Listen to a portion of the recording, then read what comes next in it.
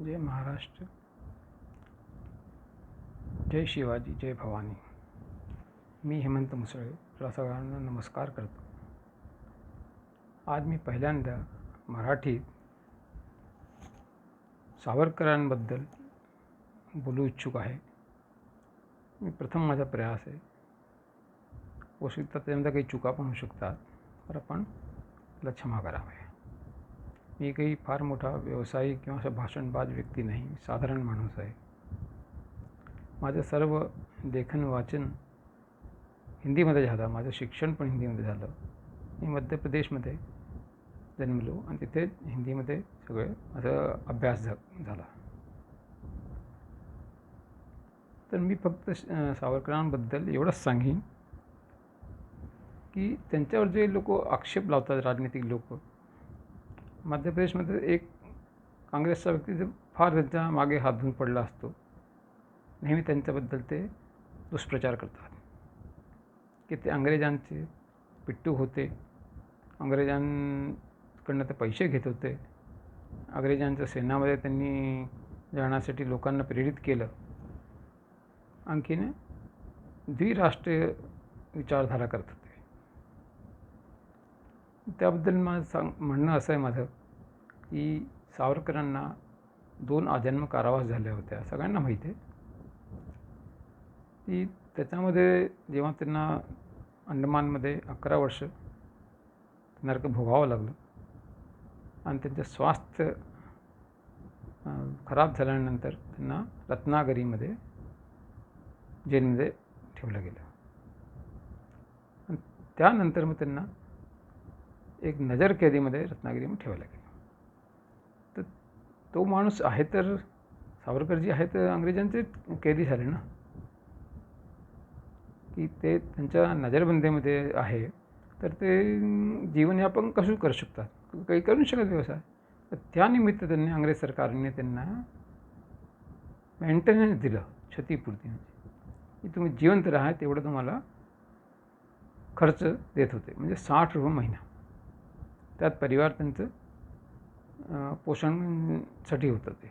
आणि तेच आज पण आपण जेव्हा काश्मीरमध्ये हुरियतवाले हे सगळ्या लोकांना नजरबंद केलं नेत्यांना, तर त्यांना पण तर भारत सरकारच खर्च उचलत होती.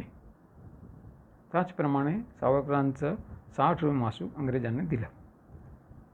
आता जेव्हा त्यांना 60 रुपये दिले गेले, त्याच्यामध्ये त्यांचं जीवनयापन होत होतं, तर त्यांनी कैदी होते. जेव्हा त्यांच्यावरती प्रतिबंध उचलला गेला, मग ते मुक्तपणाने भाषण वगैरे, सभा वगैरे करू लागले, तेव्हा आता बंद होऊन गेलं. तर त्यावेळी विश्वयुद्ध होण्याची संभावना होती. तेव्हा सावरकरांचं हे मत होतं की जर हिंदू सेना सुशिक्षित आणखीन शस्त्रधारी असेल, तर त्याच्याकडे बल सामर्थ्य असेल, तर जे स्वातंत्र्य मिळाल्यानंतर पण आम्हाला ती सेना आवश्यक आहे स्वातंत्र्य टिकवण्यासाठी. स्वातंत्र्य घेण्यासाठी पण शस्त्रबल आणि क्रांती आवश्यक आहे. तर ते क्रांतीचं कार्य त्यांनी सेनामध्ये गुप्त रूपाने त्यांनी त्यांच्या अनुयायींनी पत्रद्वारा, एक गुप्त लिपीद्वारा असे ते प्रत्येक छावणीमध्ये त्यांचे लोक करायला लागले. त्यामुळे सेनामध्ये पण ते विचार फैलत गेले आणि देशाच्या स्वातंत्र्यासाठी लोक पण हे करू लागले. एक हा मोठा कारण होता ब्रिटिश लोकांना जाण्याचं, की सेनामध्ये जर सेना विद्रोह होऊन गेली तर मग तुम्ही राज्य करू नाही शकत. ते एक कारण, नौसेनाचा विद्रोह आणि इकडे क्रांतिकार्यांची गतिविधी. त्यांचे कलेक्टर लोक मारले गेले, बरेच लोक मारले गेले क्रांतिकार्यांद्वारा. त्यामुळे ते इथून गेले ब्रिटनचे लोक. त्यांचं ते देती हमें आजादी खडक बिना ढाल, असं कोणी भीक मागण्यानी कोणी राजा आपलं राज्य नाही देत. भिकारी किती उपोषण करून मरून जाय, कोणी नाही देणार. अरे आपल्या खिशाचे पैसा पण नाही देणार कोणाला भिकारीला. तर म्हणून ते 10,000 रुपये द्या ना, तुम्ही उपोषण करतून मरून जाईल, तर तुम्ही द्याल का? कोणी नाही देणार. असं हे नवीन पिढीने समजलं पाहिजे. हे सगळं दुष्प्रचार आहे. त्यांचं चरित्रहनन करण्यासाठी. सेनामध्ये त्यांनी ते प्रेरणासाठी विशेष करून महाराष्ट्राच्या लोकांना सांगितलं की महाराष्ट्राचे लोकच तेवढं त्या टायमाला आणि इतिहासाप्रमाणे ते विचार करू शकत होते. शिवाजी महाराजांनी महाराष्ट्र ही कल्पना केली हे की ते तात्कालिक महाराष्ट्र आज आहे तेवढं नाही, त्यांचं महाराष्ट्र म्हणजे पूर्ण भारत, अखंड जम्बूद्वीप हे त्यांची कल्पना होती. पण देवाने त्यांना कमी आयु दिली, लवकर चालले गेले. त्यानंतर पुढे मराठ्यांनी ते राज्य कटकपर्यंत स्थापित केलं. म्हणून ते महाराष्ट्रीयन लोकांना प्रेरित करायचे की महाराष्ट्रीयन लोकांना ते अवश्य जावं. तर त्यांच्या कार्यालयामधून हिंदू महासभाच्या कार्यालयामधून पण फॉर्म भरून सेनामध्ये लोकांना पाठवते, तिन्ही अंगामध्ये. तर स्वातंत्र्य अंग्रेजांनी नाही दिलं त्यांच्या विश्वयुद्धानंतर, तर आमच्याकडे जे बंदुकी आहेत आम्ही ते तिकडे फिरून टाकू त्यांच्याकडे. किंवा स्वातंत्र्य दिलं तर आम्हाला सशस्त्र सेना तयार आमच्याकडे, कोणी हमला नाही करू शकाय कोणी देश स्वातंत्र्य रक्षणासाठी, हे त्यांचे विचार होते. आणि हे गांधींनी पण लोकांना प्रेरित केलं की तुम्ही सेना भरती व्हा. ते सेनामध्ये झाल्यानंतर मग विश्वयुद्ध संपल्यानंतर आम्हाला ते ब्रिटिशचे लोक आझादी देतील, स्वातंत्र्य देतील. ते खोटं ठरलं होतं. गांधी ते नेहमी खोटे ठरले गेले. गांधीजी खरं म्हटलं तर एजंट होते अंग्रेजांचे. त्यांना तर जेलमध्ये अशी सुविधा होती की आज तुम्ही काय खाल, आज माली येईल तर माली म्हणजे कोणचं झाडं पौधे लावायचे तिथे बगीच्यात, सगळ्या प्रकारचे पेपर वगैरे वाचायला मिळत होतं, सगळं मिळत होतं त्यांना. ते खरं म्हटलं तर अंग्रेजांचे एक AOU ज्याने काँग्रेसची स्थापना केली तो काँग्रेसचा कलेक्टरच होता, अंग्रेजांचा कलेक्टर होता, आणि त्यांनी काँग्रेसची स्थापना केली. ती यासाठीच की 1857 युद्ध, स्वातंत्र्य युद्ध परत न पेटे, त्यासाठी काँग्रेसची स्थापना केली. की देशाला चालवण्यासाठी की देशप्रेम म्हणून नाही केली गेली, की भारतीय लोकांना मूर्ख बनवण्यासाठी थोडं थोडं त्यांना ते स्वराज्यासारखं त्यांना ते छोटं प्रमाणे स्थानीय निकायांमध्ये त्यांना शासन करण्याची सूट दिली गेली. हे त्यांचं AOUचं हेतू होतं. तर हे तर आपल्याला स्पष्ट कळतं की काँग्रेस आज पण तशीच आहे.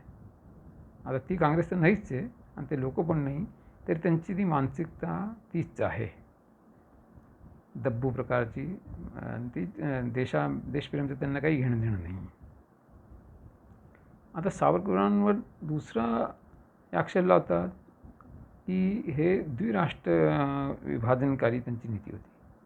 त्यांनी कुठे म्हणजे दोन राष्ट्र असे समर्थन नाही केलं. त्यांनी लोकांना, मुसलमानांची जी एक राष्ट्र वेगळंच त्यांचं असं निर्माण आहे, त्यांची धारा आहे, ती त्यांचे विचार, त्यांचे वागणूक, म्हणजे ते राष्ट्रापेक्षा धर्माला मोठं समजतात.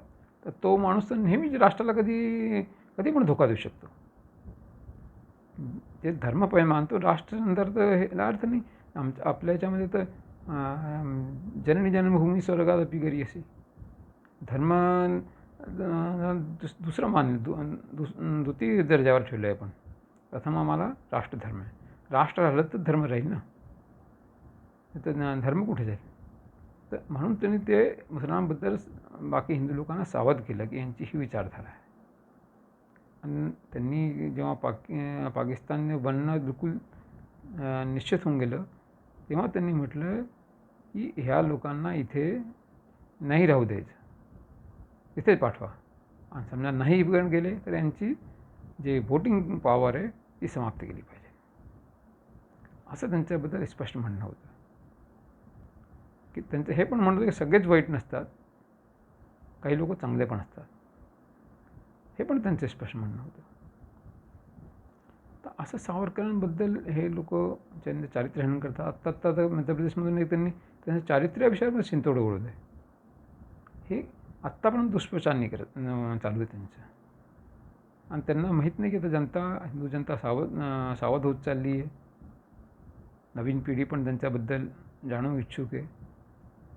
म्हणूनच मी आपले विचार आपल्यासमोर व्यक्त करतो आहे की आज सर्व मराठी भाषींनी सावरकरांबद्दल वाचावं आणि आपसामध्ये चर्चा करावी. सावरकर कोण, ते काय, का त्यांची विचार झाले, त्यांचे जे समग्र सावरकर 10 ग्रंथ आहे ते अवश्य महाराष्ट्रीयन लोकांनी मराठीत वाचले पाहिजे, आपल्या घरात खरीदून ठेवले पाहिजे, नवीन पिढीला पण वाचायला सांगितलं पाहिजे. त्यामुळे अनेक प्रेरणादायक त्यांच्यामध्ये त्यांनी चरित्र लिहिले, ऐतिहासिक चरित्र लिहिले आहे. मॅजिनी नावाचा इटलीचा जो संस्थापक आहे त्याच्याबद्दल तर त्यांनी फारच अद्वितीय लिहिलं आहे. त्यांनी त्याला देवासारखं मानलं आहे आणि तसं त्यांनी चरित्र लिहिलं आहे. खरं म्हटलं तर हे सगळं वाचनीय आहे. तर कृपया माझे असं सगळ्या लोकांशी हात जोडून विनंती आहे, त्यांनी सावरकरांबद्दल वाचावं. ते सावरकरांची मतं अशी प्रभावित नसेल त्यांनी पण वाचावं, तर कदाचित त्यांचे ते मत परिवर्तन होतील. ते विचार सावरकर एकाच दृष्टीने विचार नव्हते करत, राष्ट्राचा अनेक दृष्टीने विचार करायचे. ते म्हणजे सेना कशी असावी, सैनिक संस्थान कुठे कुठे असावे, आणखीन विज्ञानवर त्यांचे विचार आहे, धर्मावर तर आहेत विचार. त्यांनी जी परिभाषा हिंदूंची दिली ती सर्वोच्च न्यायालयाने पण मान्य केली.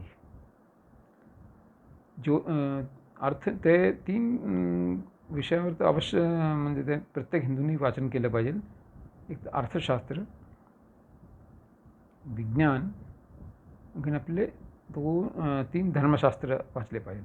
ते श्रीमद भागवत, आणखीन एक योग वशिष्ठ, आणि एक ग्रंथ आणखीन मी माझं विसर पडत आहे. असे 3 ग्रंथ महाभारत वाचलेच पाहिजे, की त्या ग्रंथामध्ये तुम्हाला हिंदूंना स्पष्ट मार्गदर्शन मिळतं. ते ग्रंथ इतिहास आहे तो. आणि ते खरं म्हटलं तर जसं कृष्णाने जे लीला केली होती, कृष्णाने चरित्र त्यांचं होतं, तो चाणक्यने अनुसरण केला आणि एवढा मोठा सम्राट, त्याला चंद्रगुप्त, साधारण माणसाला सम्राट चंद्रगुप्त बनवलं आणि पूर्ण ती व्यवस्था काही हजारो वर्षापर्यंत लागू होती. तर असे आपले श्रेष्ठ परंपरा धर्मग्रंथाचं वाचननी मिळते, तर अवश्य वाचावं. सावरकरांबद्दल आणि ते सावरकरांचं जे जिथे त्यांनी ती नारकी यातना जी भोगली होती, तो अंडमान निकोबारमध्ये सेल्युलर जेल आहे, ती अवश्य बघावी. रत्नागिरी जेल पण बघावी. इथे त्यांना 2-3 वर्ष त्यांना तिथे राहावं लागलं. आणि तो पतितपावन मंदिर बघावं. पतितपावन मंदिरामध्ये हरिजन लोकांना प्रवेश दिलं, तर ते त्या काळी म्हणजे फार मोठी घटना होती. त्या काळी म्हणजे त्यांनी ते सेल्युलर जेलमध्ये असताना जर मुसलमानांच्या पंक्तीमध्ये हिंदू चुकून बसून जायचं, तर त्याला मुसलमानच व्हावं लागायचं, त्याला हिंदूमध्ये परत बसवत नव्हते. तर अशी धारणा त्यांना तिथे पण शुद्धीकरण केलं आणि तेच सगळं पाहून रत्नागिरीमध्ये त्या लोकांना त्या मंदिरामध्ये प्रवेश दिला. ही घटना बघून गांधीजी तिथे आले त्यांना भेटायला, रत्नागिरीने जेव्हा ते स्थानाबद्ध होते. पण त्यांना म्हटलं की गांधींनी म्हटलं की मी आयुष्यभर हरिजनासाठी करत राहिलो, परंतु मी करून नाही पाहिलो, आणि तुम्ही केलं आणि कधी त्याचं लोकांना प्रसार नाही केला, सांगितलं नाही. आणि त्यांनी सावरकरांनी तिथे रत्नागिरीमध्ये एक फार मोठं आयोजन करत होते. ते सत्यनारायणची त्यांचे अनुयायी आणि त्यांचे ते साथी लोक हरिजनांच्या मोहल्ल्यामध्ये जाऊन सत्यनारायणची कथा करायचे आणि तिथे सगळे जातीचे लोक यायचे आणि महिला जे असायची सर्व महिला मिळून चातुर्वर्ण्याची, आणि तिथे ते सत्यनारायणचा प्रसाद बनवायचे त्या हरिजनाच्या घरामध्ये, आणि ते सगळ्यांना वितरण करून त्याचं प्रसाद ग्रहण करायचे. आणि तो प्रसाद म्हणजे काय होता, आज आपण जो शिरा शुद्ध तुपाचं करतो सण असेल, तेव्हा त्या लोकांना मुश्किल ते लोक वर्गणी गोळा करायचे आणि ती काही आण्यामध्ये व्हायची आणि त्यांनी मध्ये झुणका भाकर करून प्रसाद घ्यावे सगळे लोक घेत होते. असा फार मोठा कर्तव्य केला त्यांनी. मग त्याच्या पुढे विस्तार होऊन हजारो जी पंक्तींनी सहभोज व्हायला लागले. त्याच्यामध्ये कीर नाव सेठचा एक उल्लेख केला आहे, तो त्याचा खर्च उचलायचा. आणखीन तिथे त्या सहभोज त्याला म्हणायचे. त्याच्यामध्ये एक शर्त होती की जो कोणी त्या भोजमध्ये येईल त्यांनी आपलं नाव पत्ता संपूर्ण ते वर्तमानपत्रामध्ये प्रकाशन केलं पाहिजे, तरच तो येऊ शकतो तिथे स्वीकृती असेल तर. असे हजारोंचे तिथे झाले आणि हा पूर्ण प्रयोग पूर्ण महाराष्ट्रभर सफल राहिला. तर हे आपलं जाती वर्णव्यवस्थाचे ते सावरकर विरुद्ध होते. आंतरजाती विवाह करावं, आणखी हिंदू लोकांमध्ये एकता पसरावी, याच्यासाठी त्यांनी फार मोठं काम केलं. म्हणजे आयुष्यभर काम केलं. म्हणजे जेलमध्ये असताना पण, बाहेर पण राहून सगळं करत राहिले. हिंदूंसाठी ते शेवटपर्यंत करत राहिले. तर असे हा चरित्र आहे, सावरकरांचं चरित्र आहे. हा देवदुर्लभ आहे, कुठे पण नाही दिसत असा. भारतामध्ये आहे, पण देवाची काय म्हणजे इच्छा होती, सावरकरांचं चरित्र मागे केला गेला. आणखी जे खोटारडे होते त्यांचं चरित्र पुढे करून त्यांना राष्ट्रपिता म्हटलं गेलं. राष्ट्राचं कोणी पिता नसतं. राष्ट्राचं कोणी सेवक असू शकतो, पुत्र असू शकतो. आपण राष्ट्राला माता म्हटलं आहे, भारत माता म्हणतात. तर पिता कसं कोण होऊ शकतो? माणूस पुत्रच होऊ शकतो. ईश्वराला आपण पिता मानतो. जननी जन्मभूमी म्हटलं आहे रामाने पण. जननी जन्मभूमी स्वर्गादपि करी अशी. पितृभूमी म्हणतो आपण खरी. पितृभूमी पुण्यभूमी आहे. ज्या स्थानावर आपण जन्मतो त्या स्थानाला म्हणतो आपण, देशाला, त्याला. तर असं सावरकरांचं चरित्र अवश्य वाचावं. आणखीन प्रेरणा घ्यावी. त्याच्यामध्ये एवढं प्रेरणास्पद आहे की जे लोक अंदमानमध्ये नारकी यातनामध्ये फाशी लावून मरत होते, त्या लोकांना सावरकरांनी वाचवलं. अरे जिवंत राहू, आम्ही देशासाठी करू शकू. जीवनच नाही तर मग संपून जाईल, काय होईल? मग काही पण करा, इथून बाहेर निघा. एक त्यांच्यावर आणखीन अक्षर लावतात की त्यांनी माफी मागितली. माफी नाही मागितली ती. जी जेलमध्ये सगळ्यांना सूट मिळायची की तुम्ही जे कैदी असायचा, तो कैदी जर त्यांची चांगली व्यवस्था अनुशासनबद्ध राहिला तर त्याला काही सूट मिळायचं. तर त्या सूट मिळण्यासाठी जे कैदी जेल मॅन्युअल आहे त्याच्यासाठी ते पत्राचार करायचे. आणि जे ते माफी जे म्हणतात तेव्हा जे भारतामध्ये अनेक जेव्हा राजनेता होते मोठे त्यांनी सगळ्यांनी त्यांना म्हटलं की एक फॉर्मॅट होता.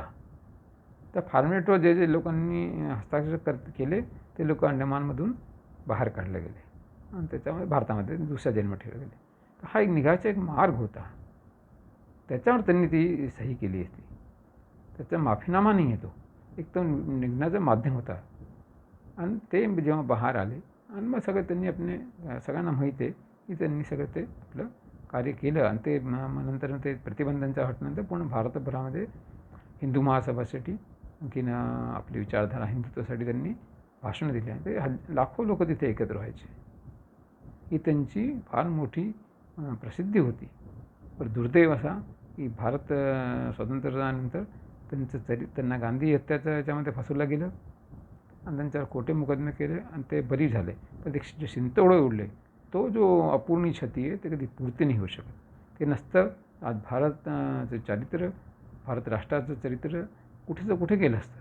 आपण आज जगामध्ये विश्वशक्ती झालो असतो. तर असे एक सावरकरांची फार मोठं चरित्र आपल्या समोर आहे. आणि आपण मराठी भाषी आहोत तर मराठी लोकांनी त्याचं अनुसरण केलंच पाहिजे, तरच आम्ही श्रेष्ठ मानले जाऊ. विजयघोषी भावना आणि आम्ही विजयी होऊ ही भावना आमच्यावर निर्माण झालीच पाहिजे. आणि ते शिवाजी महाराजांनी केली होती. आणि त्यांच्याबद्दल कविभूषणने म्हटलं होतं, जर एक शिवाना होता तर सबकी सुन्नत होती. आज जर मी सावध नाही, आज जागरूक नाही, तर आज बघा एक जे दुसरे लोक ते दुई मानसिकतावाले जे लोक आहे ते 12 बच्चे पैदा करून तुम्हाला अल्पसंख्य करू चाहतात. आज 30% असल्यानंतर ते तुम्हाला एवढं त्रास देतात. आणि जेव्हा 50% होऊन जातील तेव्हा तुम्ही बघा काय होईल, कल्पना करा. तर असं गाफील आपण झोपून नका राहू. आपण आपल्या धर्मासाठी याच्यासाठी सावध राहा. जसं की इस्राईल आहे. इस्रायलची त्यांनी फार प्रशंसा केली. जेव्हा इस्रायलला राष्ट्र बनलं गेलं, सावरकरांनी त्यांना पत्र लिहिलं त्या राष्ट्रप्रमुखाला, त्यांना बधाई दिली की आज पूर्ण चारीकडे त्याचे शत्रू राष्ट्र आहे मुस्लिम, तरी तो आज जिवंत आहे. आणि त्यांची संख्या जास्त नाही इस्रायलची, करोड आता झाली असेल, तेव्हा 30 लाखच होती मुश्किलीने. तर 6ही राष्ट्रांशी लढला तो आणि सगळ्यांना हरवलं त्यांनी. ते कसं संभव आहे की ते बुद्धिप्रधान लोक आहे, बुद्धिमान लोक आहे, सगळ्यात जास्त नोबेल पुरस्कार जिंकणारे लोक आहेत ते. तर त्यांच्या इथे आज कोणी शत्रू कुठून पण नाही येऊ शकत, आकाशाने जमिनीमधून. त्यांचे सगळे ऑटोमॅटिक साधनं त्यांनी त्या सीमेवर लावले की जसं कोणी आलं की तेव्हाच ती फायरिंग चालू होऊन जाते आणि तो शत्रू समाप्त होऊन जातो तिथे. म्हणून आज तो छोटासा देश चारीकडे चाहूकडे मुस्लिम राष्ट्राचे शत्रू आहे आणि ते जिवंत आहे, स्वाभिमानाने जिवंत आहे. तसेच आम्ही बुद्धिमान बनलं पाहिजे, श्रेष्ठ बनलं पाहिजे. खाली आम्ही अमेरिकामध्ये इंग्लंडमध्ये जाऊन पैसे कमवून चांगली मोठी बिल्डिंग आणि कारा घेऊन नाही होणार. त्याच्यामागे आम्हाला बलवान पण बनलं पाहिजे. आमची आपल्या देशाची आपल्या घराची सुरक्षेसाठी पण काही पण केलं पाहिजे. हेच माझं आज आपल्याशी निवेदन होतं. माझा प्रथम प्रयास आहे. याच्यामध्ये काही चुका असेल तर आपण मला कळवा. तर मी पुढे कधी असं विचार आणखीन काही आलं तर ते मराठीमध्ये व्यक्त करायचा प्रयत्न करीन. जय हिंद, वंदे मातरम.